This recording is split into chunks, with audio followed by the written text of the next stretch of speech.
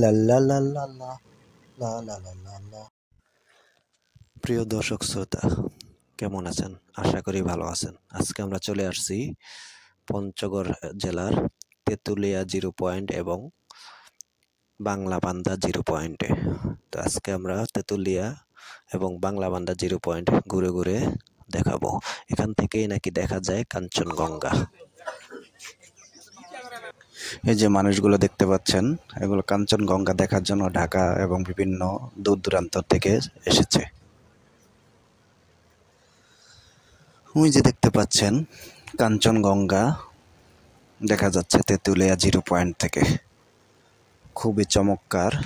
আসলে যেটা দেখলে মন জুড়িয়ে যায়।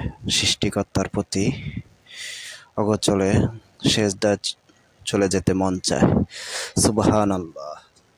আল্লাহর সৃষ্টি যে কত সুন্দর, সেজন্যই বলা হয়েছে তোমরা পৃথিবীটাকে ভ্রমণ করো এবং আল্লাহর সৃষ্টি সম্পর্কে জানো।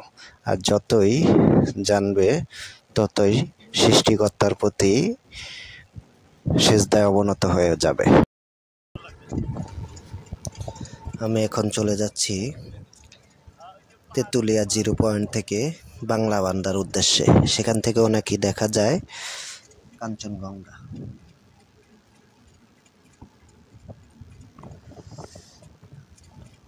সবুজের ফসলের মাঠের পাশ দিয়ে বাংলাবান্ধার উদ্দেশ্যে যাচ্ছি। শ্রমিকেরা পাথর ভাঙছে। এই যে পাথর ভাঙছে যে কত কষ্ট, এই শ্রমিকদের না দেখলে বোঝা যাবে না। পৃথিবীতে বাঁচার জন্য কত ধরনের কত মানুষ কত সংগ্রাম করে, তারই প্রমাণ এখানে। আমরা চলে আসছি বাংলাবান্ধা জিরো পয়েন্টের কাছাকাছি।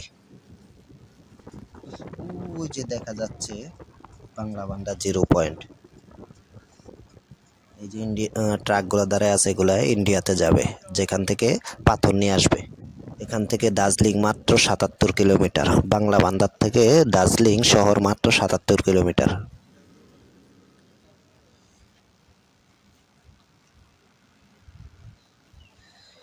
এটা হচ্ছে গিয়া জিরো পয়েন্টে প্যারেড ময়দান। এখানে বাংলাদেশে বিজিবি এখানেই প্যারেড দিয়ে থাকে। এই জিরো পয়েন্ট, ওপারে দেখা যাচ্ছে ইন্ডিয়ার বর্ডার। ধন্যবাদ, আবারও নতুন ভিডিওতে দেখা হবে।